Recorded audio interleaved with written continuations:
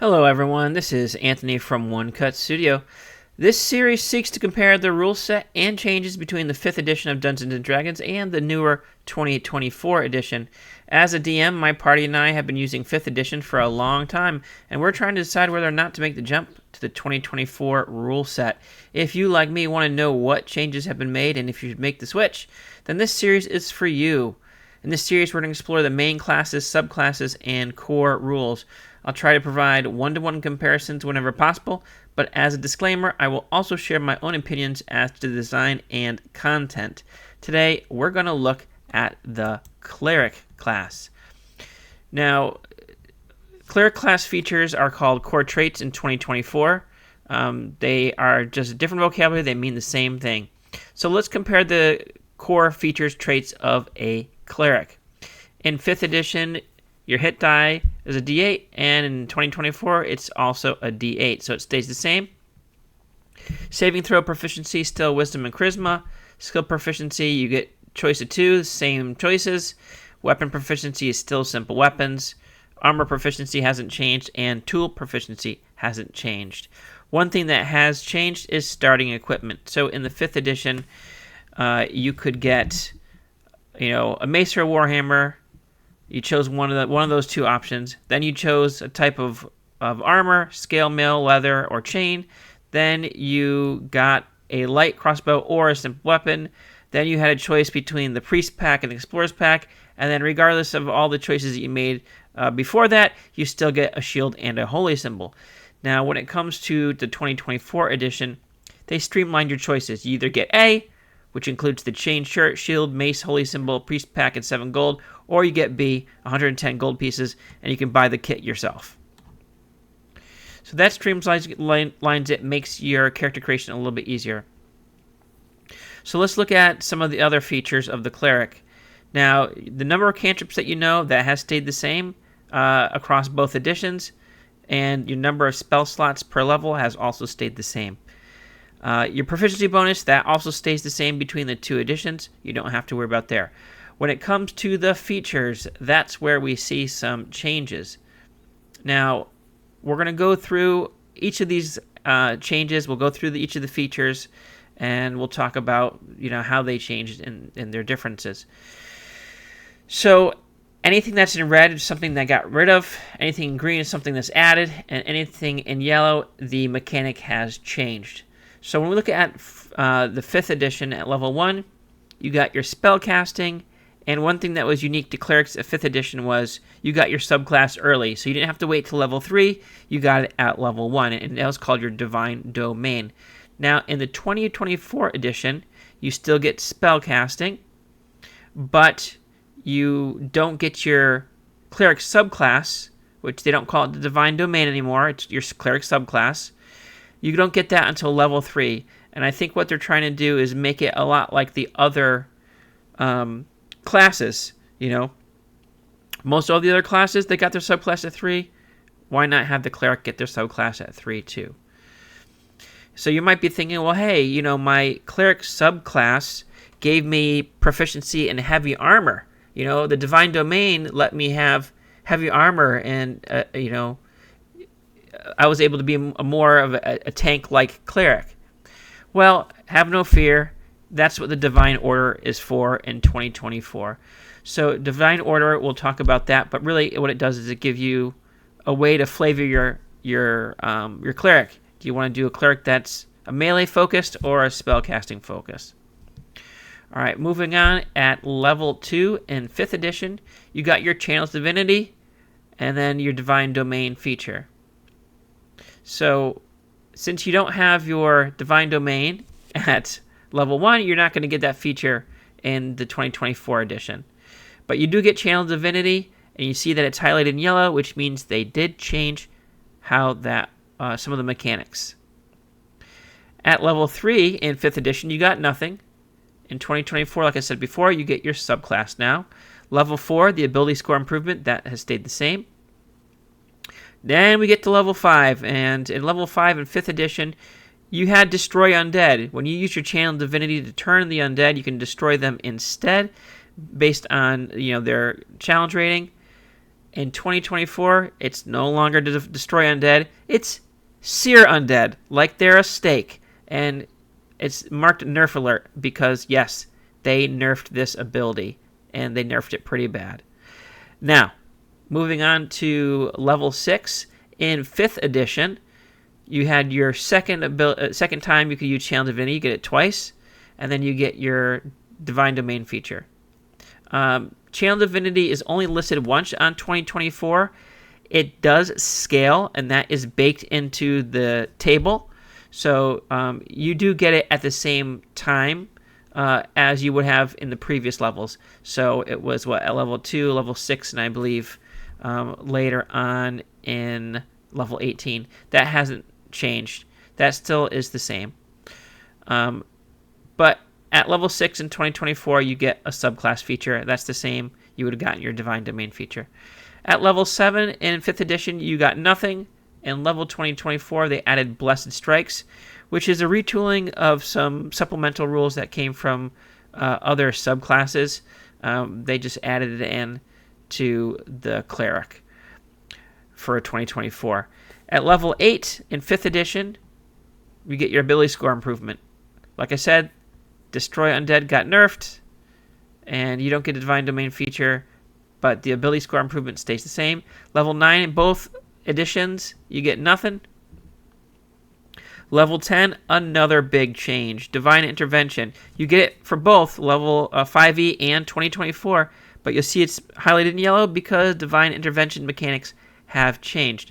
Some good, some bad to that, which we will talk about in a little bit. All right, level 11, Destroy Undead is gone. In 2024, you get nothing. Level 12, Ability Score Improvement stays the same. Level 13, nothing. That stays the same for both editions. Level 14, like I said, Destroy Undead, gone. And you get improved Blessed Strikes. So it builds on the ability that you got at level 7. Level 15, nothing for both. Level 16, that stayed the same for both. It's your ability score improvement. Level 17, like I said, Destroy Undead is gone. You get your subclass feature. That has stayed the same.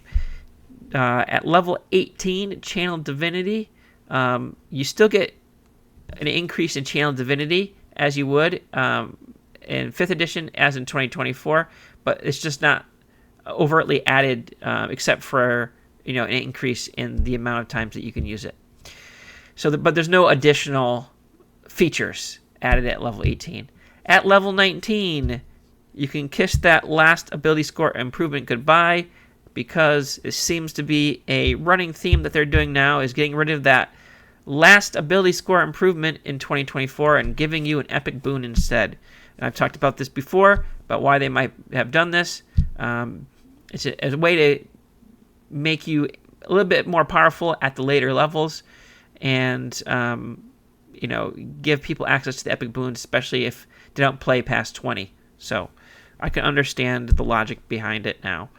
And then at level 20, for 5e, you had Divine Intervention Improvement. And in level 20 for 2024 edition, it's an improvement of Divine Intervention, but they call it Greater Divine Intervention. And again, the mechanic of this one has changed, and I'm still on the fence about it. So let's go into a little bit more details about the features that make a Cleric a Cleric. And it's a spellcasting class. So let's talk about how spellcasting has changed. The number of cantrips that you know has stayed the same. Like I said, the number of spell slots has stayed the same. The 2024 version, what they got rid of is some math. And I think they did that to streamline the spell preparation process. There's one change to the cantrips between the editions, is that in 2024, you can swap out a cantrip with another cantrip from the Cleric spell list whenever you gain a Cleric level. Back in the 5th edition, you had a certain number of cantrips that you knew, and that was it. You couldn't change them. So with this new change, it allows for a little bit more flexibility to have you change out some of your spells if you find one that's not particularly useful or you don't use it a lot. I can understand that. Spell slots, like I said, stayed the same.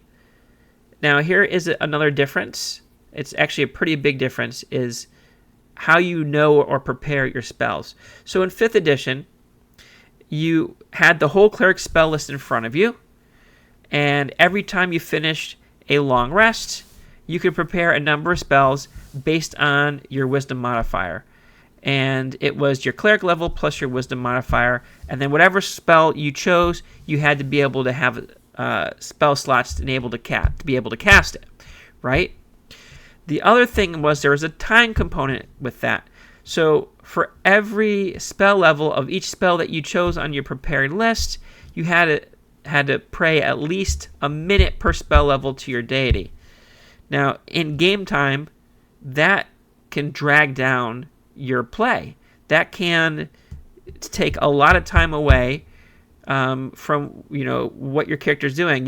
You might not have that 35 minutes to pray for your entire spell list because you're in a very dangerous situation, right? So you penalize the Cleric for not being able to pray and just the amount of time it takes. So they got rid of that. And I think they did this to streamline how you prepare for spells. So instead, in the 2024 edition, there is a set number. It's no longer contingent on how wise you are. It's just, you're at this level, this is how many you know. You know 4, you know 5, you know 6, you know 7, you know 9, up until 22. You get to know 22, you get to prepare 22, and that's it. And there's no requirement for praying. Now, one thing, and you can change these after a long rest, that's the same. One thing that I would say is, as a DM, I wouldn't enforce a time requirement for praying for your spells, because I do think that bogs it down. But I would say you at least have to say a prayer to your god. Say, I need my spells for the day. They're given to me by my deity. I'm just going to go pray.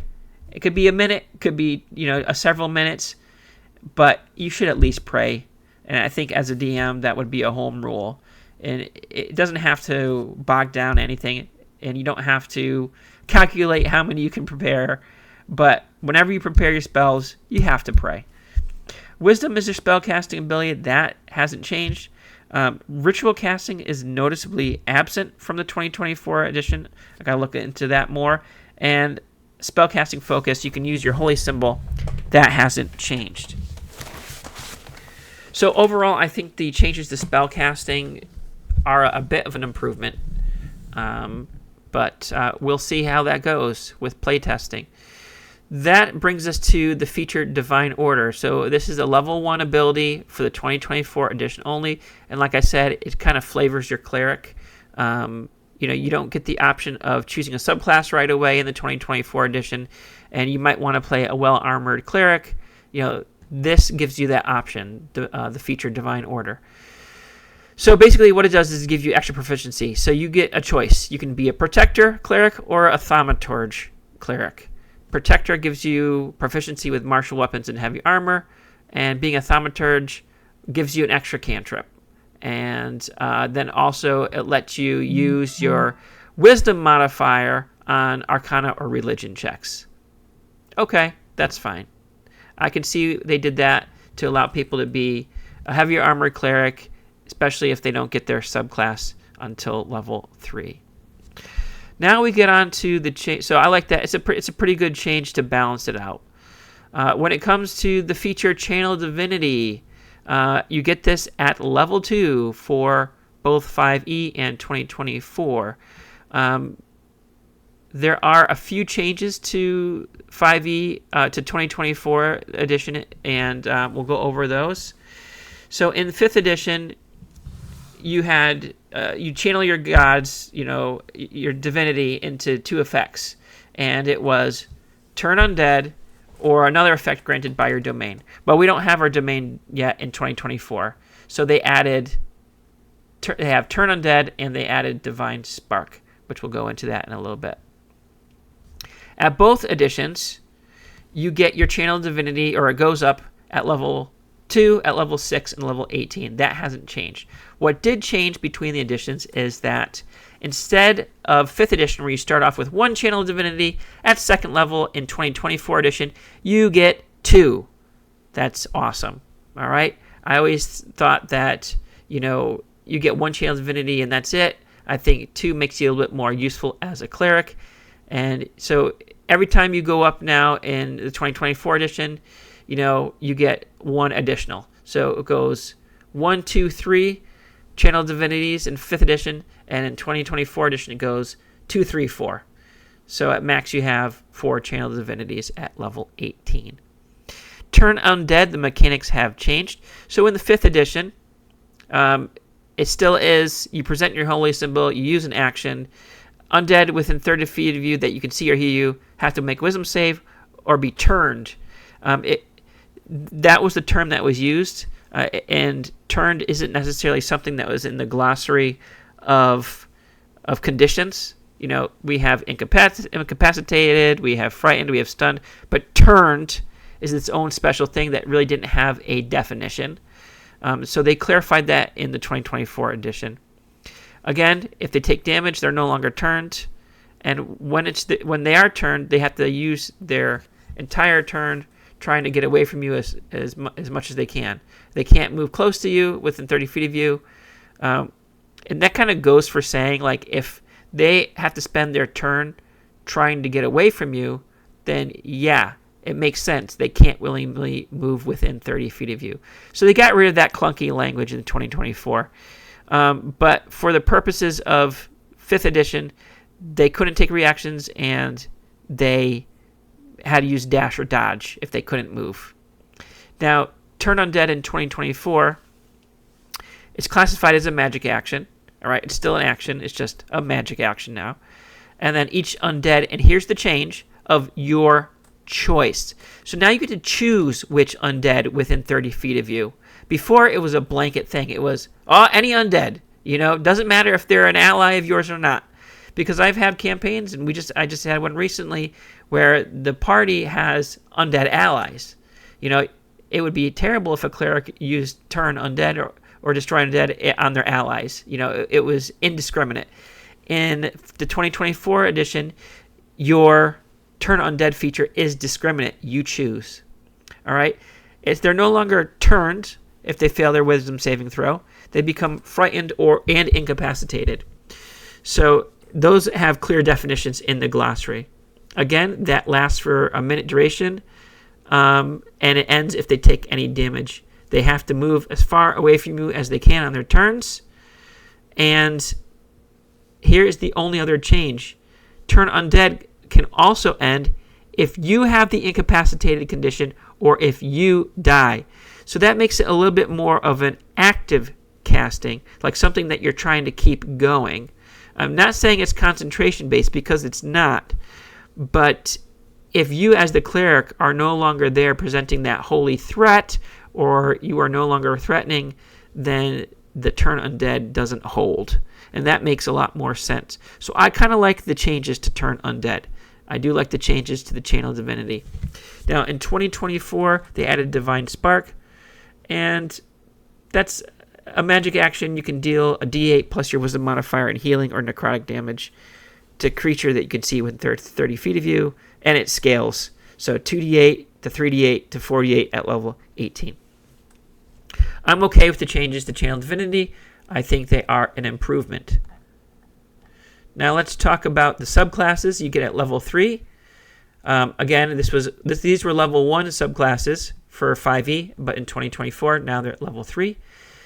So in 5th edition, you had Knowledge Domain, Life Domain, Light Domain, Nature Domain, Tempest Domain, Trickery Domain, and War Domain. 4 of those domains are gone in 2024 edition. They're probably reserving some of those for later supplemental guidebooks. But at least in 2024, you get the Life Domain, the Light Domain, the Trickery Domain, and the War Domain. Now let's come to a feature that I am not a fan of. Destroy Undead in 5th edition is now Sear Undead in the 2024 edition. So, like a steak, you're no longer destroying these undead, you're searing them, giving a little bit of a crispy burn. It nerfs it a lot. So in 5th edition, when an undead fails its saving throw against your turn undead feature, they are instantly destroyed if they fall below a certain CR threshold. So at 5th level, If they were CR half or lower, they would have been destroyed. All right, all the way up into at 17th level, a CR4 undead or lower would be automatically destroyed. Now, in the 2024 edition, whenever you use turned undead, basically you roll an additional bunch of radiant damage. So, and the thing is that radiant damage doesn't scale per level. It goes based on your wisdom modifier, which can go up per level as you gain ability score improvements. But it's gonna max out. Usually your wisdom modifier, if you're fully maxed, is not going to go past +5 if you have a wisdom of 20, right? So that is only 5d8s additional radiant damage. And that's still a good amount of damage, but is it going to instantly destroy a CR4? Probably not. That kind of level would take out probably most of the CR halves and the CR ones, but it's not going to do a lot.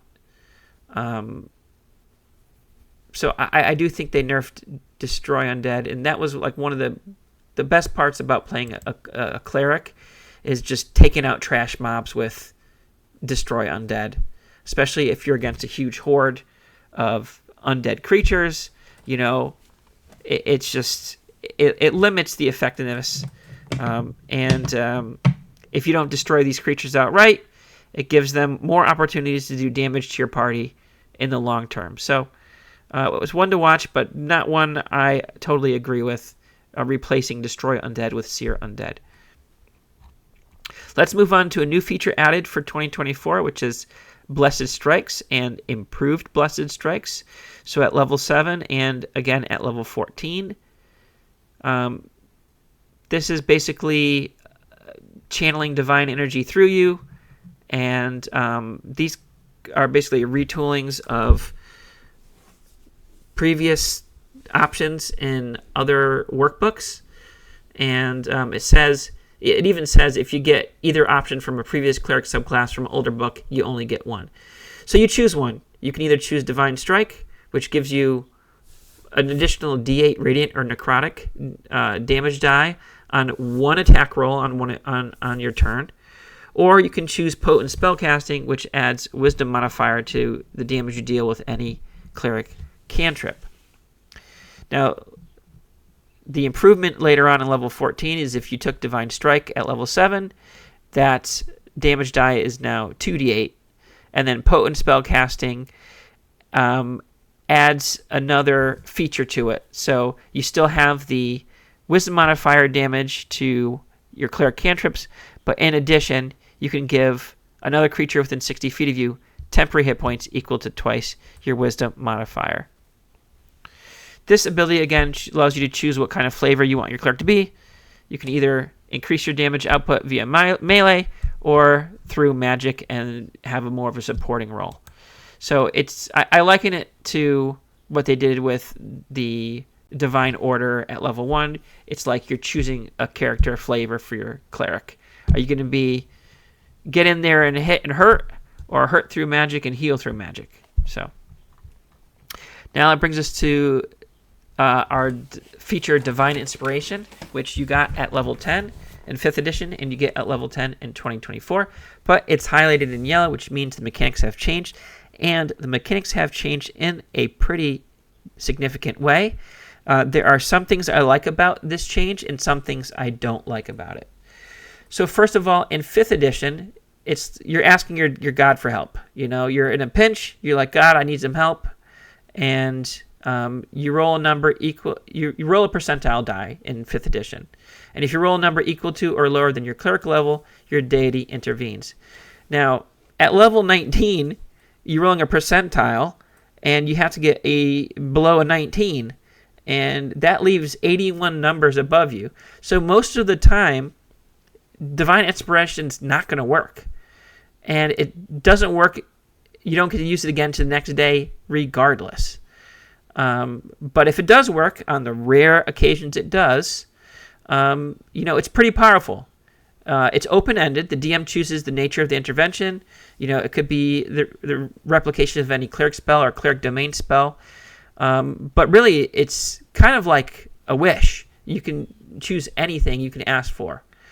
And then if your deity intervenes, you can't use it again for 7 days.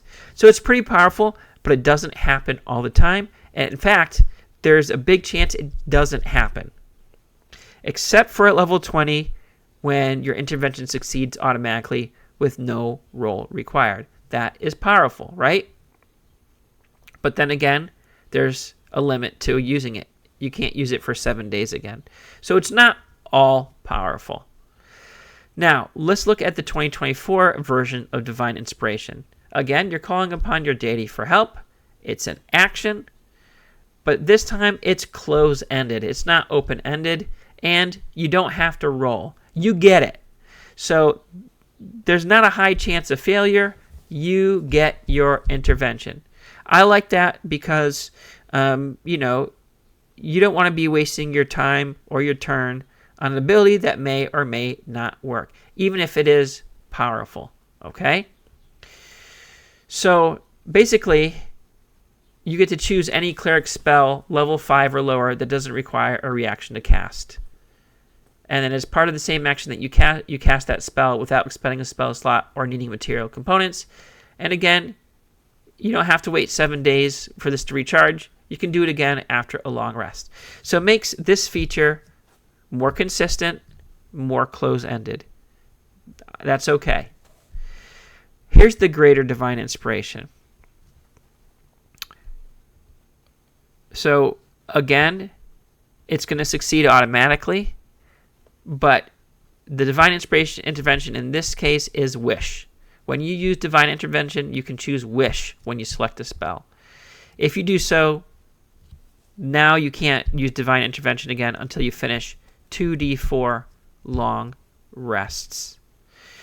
So I have a little bit of an issue with giving clerics the ability to cast Wish. I do understand that the previous edition, the Divine Intervention was kind of like a wish, and it was uncontrolled, and there were no limits, except for how often you could use it, but you didn't get it that often, or you often didn't get it at all. I like the close-ended part of this new design. What I don't like, again, possibly, is allowing a cleric to be able to cast Wish, because it is the most powerful spell that you can cast. And so far, we've already seen that the new Bard for 2024 has the ability to cast Wish. No, I'm sorry, not Wish. I lied. But, it's just, to me, it should be more of a selective spell. Like, we know wizards can cast Wish. I'm not sure what other spell casters can right now, but it just seems like it is a level 20 ability. I get it. It just seems kind of powerful. One thing that I do advise against, and I would say be careful of, is that you still have the same pitfalls as Wish when you cast this spell, because it succinctly says you are the one casting the spell, casting Wish. In the 5th edition, you were asking your God for help. There wasn't really any onus on you. You weren't doing anything other than asking and hoping to get a result. In the 2024 edition, you as a cleric are the one casting Wish, which means you also have the risks of casting Wish, especially if you use the feature of Wish, where you change reality. Then you suffer the effects of you might not be able to cast it again. There's that 33% chance where you might not be able to cast Wish again, and that just eliminates your level 20 ability point blank. It's gone because you can't cast Wish again. So it's a little bit of a dangerous thing to have Wish there for a cleric, in my opinion. But again, Wish is dangerous for everybody who casts it and chooses an effect that is, rewriting reality. So there's some good things, there's some bad things. When we get to level 19, You had your last ability score improvement in 5e. That's gone, replaced with the Epic Boon. We talked about why they might have done that. So overall, these are the changes to the Cleric from 5e to the 2024 edition. They, again, seem to allow for easier spell preparation, more flexibility, choosing your flavor of Cleric, how you want to play them. And what I really do like is the change to Channel Divinity. That's a good thing. I think Destroy Undead being nerfed to Seer Undead, not a good thing. And Divine Intervention, I like the close-ended part of it, but am on the fence about Wish. So it's a mixed bag. So overall, I'm curious to see what you guys think about the changes. If you liked this video or found it useful in any way, please give it a like, leave a comment or share, subscribe to this channel for more videos, and as always, thanks for watching.